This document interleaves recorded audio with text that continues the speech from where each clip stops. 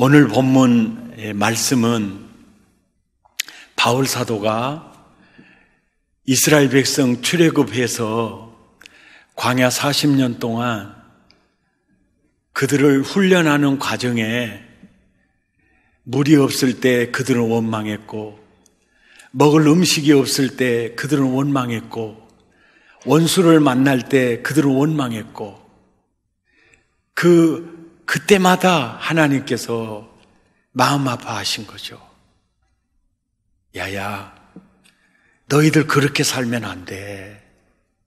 그래서 결국은 그들이 멸망당한 이유가 바로 원망하다가 멸망당했다.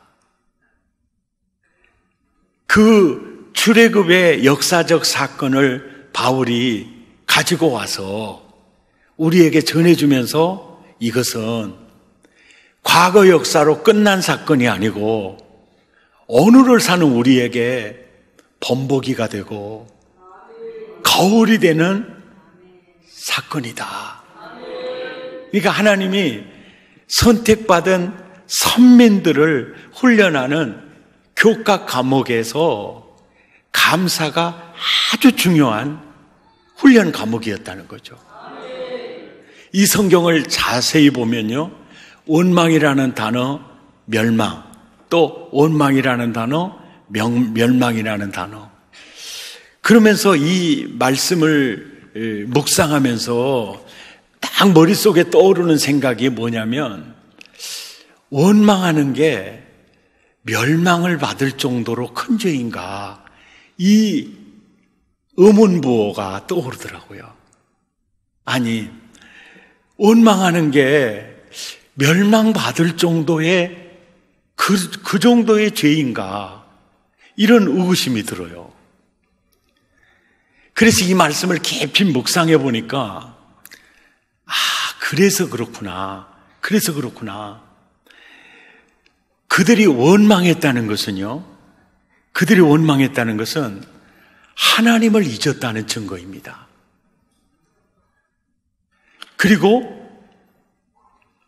하나님의 사랑, 하나님의 계획, 불신했다는 증거입니다. 그리고 원망했다는 것은 하나님의 계획을 신뢰하지 않는다는 증거입니다. 그리고 지금도 놀라운 계획을 가지고 우리를 사랑하신 그 사랑이 지금도 이 광야에 한날 한순간도 버린 적이 없잖아요. 떨어진 적이 없잖아요. 그 사랑을 무시하는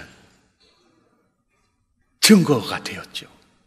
한마디로 말해서 원망하는 증상이 바로 그 속에 하나님이 계시지 않은 거였습니다.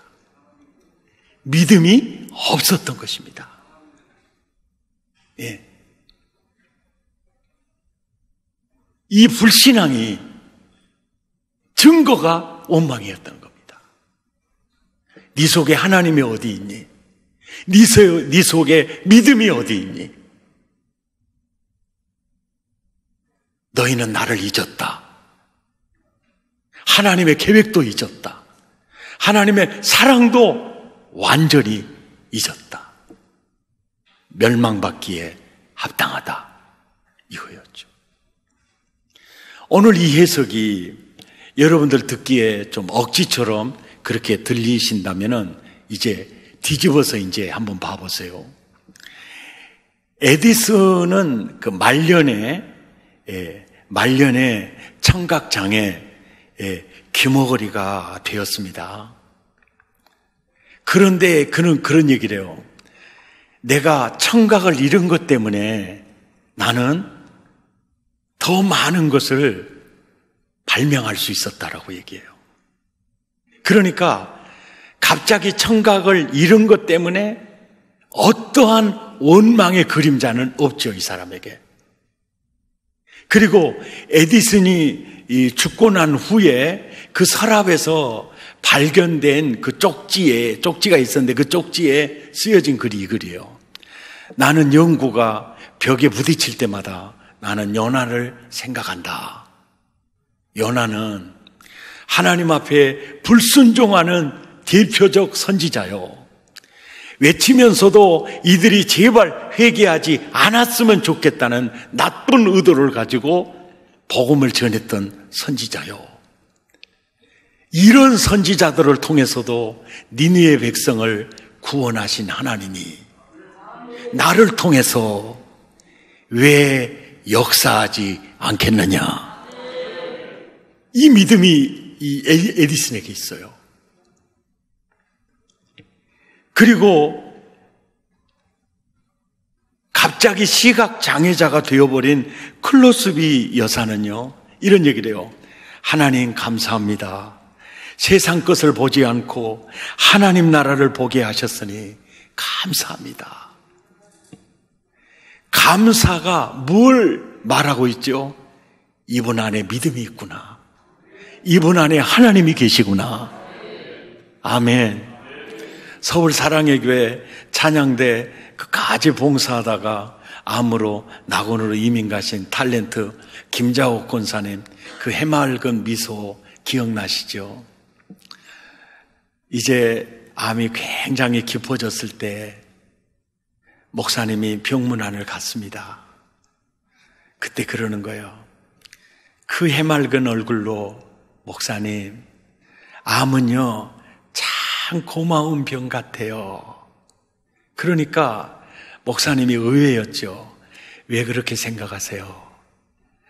죽음을 준비할 수 있잖아요. 네.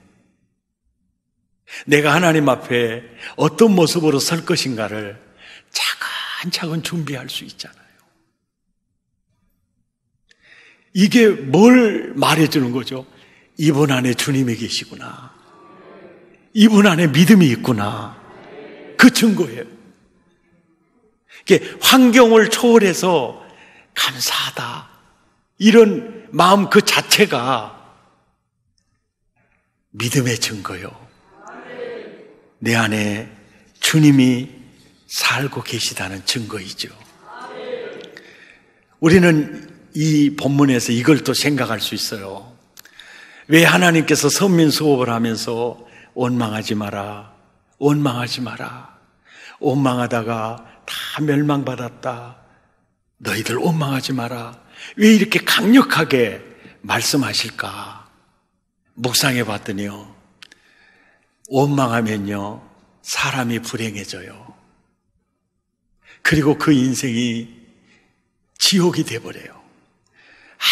아무리 넓은 집에서 아무리 고급 세단을 타고 남들이 부러워해도요 본인의 마음에 원망이 넘쳐 흐르잖아요. 그 인생 지옥입니다. 그런데 굉장히 힘겹게 하루하루를 지내는 사람도요 감사가 넘치면요, 감사가 넘쳐 흐르면 행복하고요, 그 인생 자체가 하나님 나라예요. 아멘. 그러니까 너희를 향한 나의 생각은 토부야, 토부. 나의 평생의 선하심, 토부하심과 헤세드가 나를 떠나지 않으니 여호와께 감사하리로다. 감사하리로다. 이게 감사와 토부와 헤세드가요, 이게 뗄 수 없는 이 한 단어예요. 원망하지 마라. 왜? 원망하면 네 인생 지옥 된다. 환경을 초월해서 감사하면 네 인생 천국이다. 그러니까 너는 내 아들이야. 내 아들처럼 살려면 원망의 그림자는 없어야 돼. 일본의 유명한 신학자 우찌무라 간조는 하나님의 저주가 있다면 그것은 질병도 아니고 실패도 아니고 그리고 사람에게 배신당하는 것도 아니다. 하나님의 저주 3가지가 있으니, 첫째는 하나님이 믿어지지 않는 것이요, 둘째는 성경을 보아도 하나님의 말씀이 들려지지 않는 것이요, 셋째는 어떤 일에도 감사한 마음이 생기지 않는 것. 이것이 하나님의 저주다. 3가지잖아요. 사실 하나입니다. 하나님이 믿어지지 않으면 하나님 말씀이 들려지지 않습니다. 믿음이 없으면 감사할 수 없습니다. 이건 3가지가 아니라 1가지입니다. 오늘은 오래전에 세상을 떠나신 장영희 교수님의 에세이 글로 설교를 마무리하려고 합니다. 장영희 교수는 서강대에서 공부하고 미국 뉴욕 주립대학에서 박사학위를 받고 서강대에서 이제 교수로 재직하는 중에 2001년에 이제 유방암이요, 태어날 때부터 소아마비로 태어나서 목발을 의지하며 사는 한 여인인데 유방암을 2001년에 걸리고요, 그 다음에는 척추암을 걸리고요, 그리고 그 다음에는 간암으로 9년 동안 투병하다가 낙원으로 이민을 가신 분이세요. 그가 세상을 달리했을 때 국내 매스미디어에서는요, 대서특필 보도를 한 바 있는 그 장애인의 희망이었고, 또 그의 글을 통해서 많은 사람들의 심금을 울린 작가이기 때문에 굉장히 큰 슬픔이 있었죠. 오늘은 그의 글을 제가 하나 소개하겠습니다. 제목은요, 하필이면이라는 단어입니다. 왜 하필이면? 왜 하필이면? 몇 년 전인가 10대들이 즐겨 부르던 유행가 중에 머피의 법칙이라는 노래가 있었다. 확실히 기억은 안 나지만 기사가 대충 이랬다.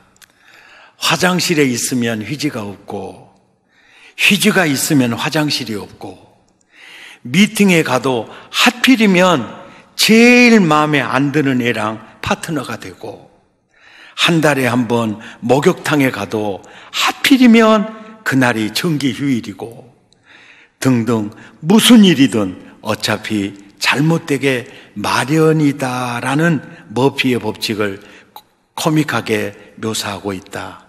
이 노래에 나오는 하필이면이라는 말은 분명히 왜 나만은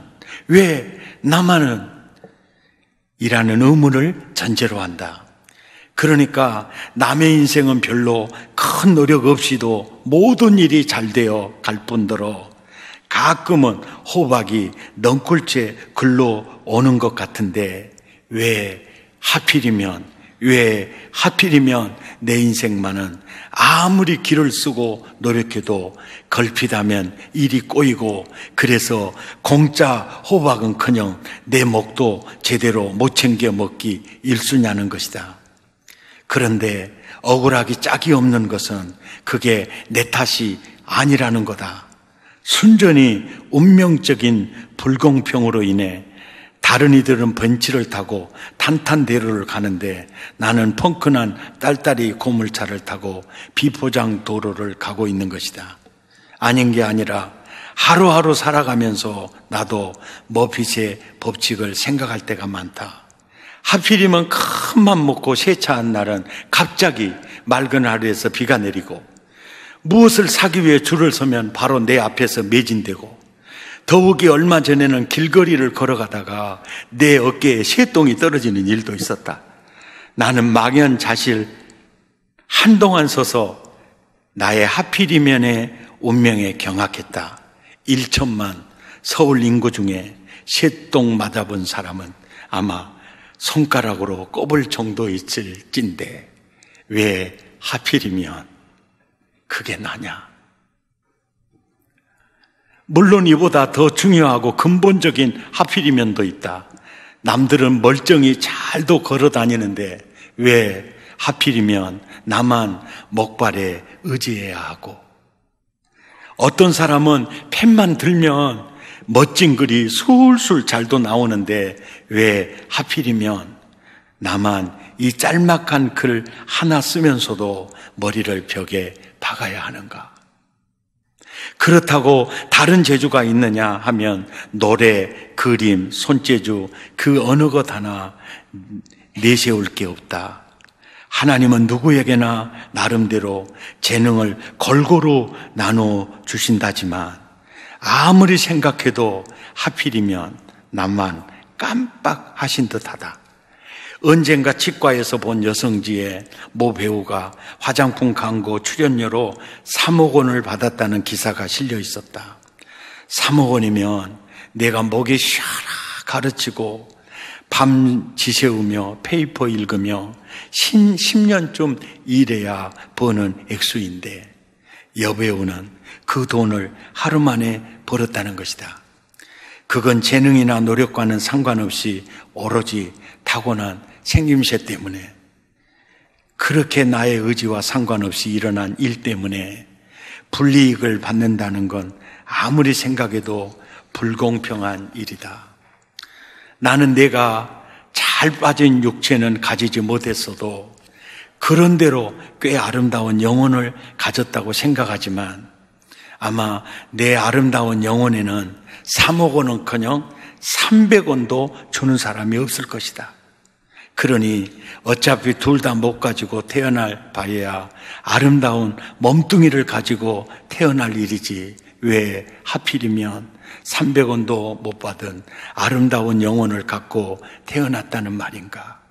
그래서 하필이면이라는 말은 내게 한심하고 매우 슬픈 말이다. 그런데 어제 저녁이다.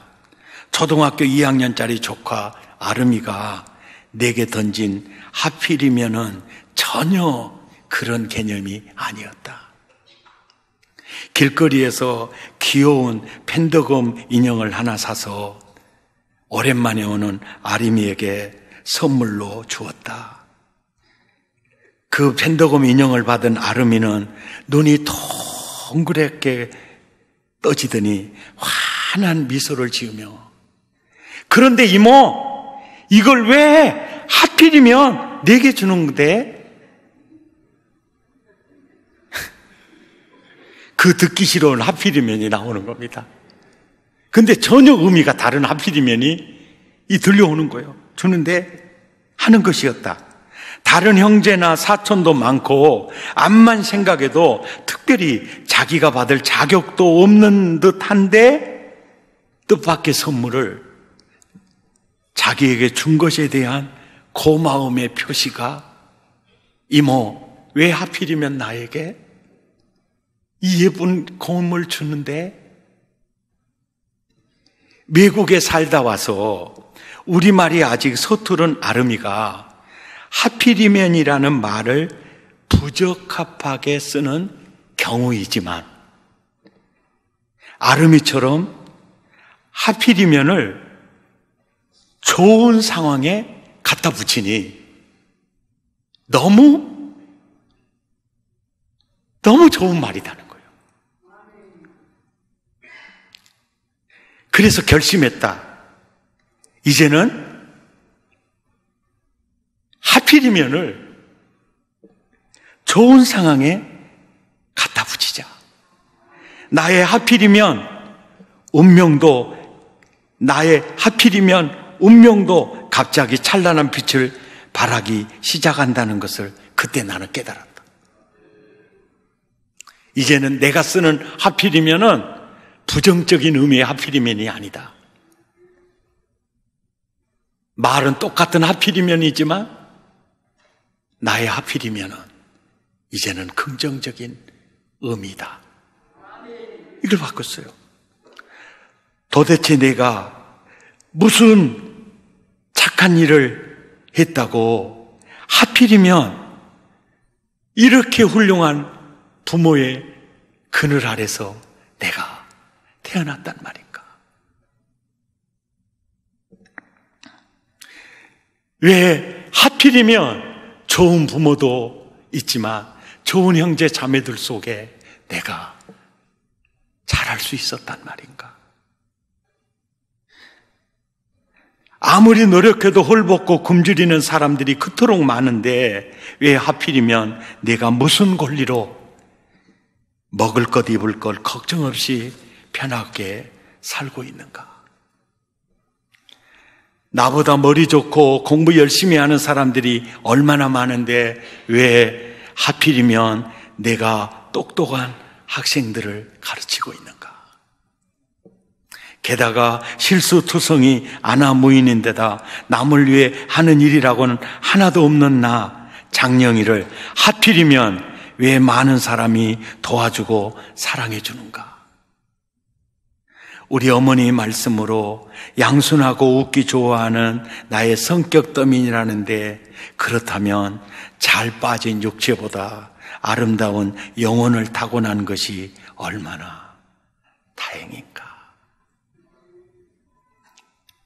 하필이면의 이중적 의미를 생각하니 내가 지고 가는 인생의 짐이 남의 짐보다 무겁다고 아우성쳤던 이 좁은 소견이 오늘은 한없이 부끄럽게 느껴진다. 하필이면의 부정적 의미를요, 긍정적 의미로 뒤집어 버리니까요. 이 여인은 세상이 달리 보이더라는 거예요. 자기 인생이 달리 보이더라는 거예요. 원망의 요소가 감사의 요소로 뒤집어지더라는 거예요.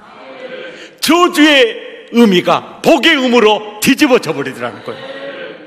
불행의 요소가 행복의 요소로 변화돼 버리더라는 거예요. 아, 이래서 주님은 너는 절대 원망하지 마라. 원망하고 불평하지 마라. 왜 하필이면 부정적 의미로 사용된 이 단어가 긍정적 의미로 바꿔버리면 이 여인이 깨닫는 거예요. 이 작가가 깨닫는 거예요. 세상이 달라지더라. 아, 이래서 주님은 원망하는 인생 되지 말고 너 감사하면서 범사에 감사하면서 살아라. 이게 뭐요? 나는 네가 천국 되기를 원한다. 하나님 나라 모델하우스 되기를 원한다. 인격은요, 감사로 결정됩니다. 얼마나 가졌느냐 그게 중요하지 않습니다. 얼마나 감사하느냐입니다. 아무것도 없어도요, 감사합니다. 내 잔이 넘칩니다. 그 사람이 진짜 부자입니다. 많은 걸 가지고 살아도요, 감사가 없으면요, 그건 가난한 사람이에요. 신앙 지수는요, 감사에 달려 있습니다. 행복 지수도 감사 지수에 달려 있습니다. 왜 하필이면 나 같은 사람에게 이런 은혜를 주셨을까?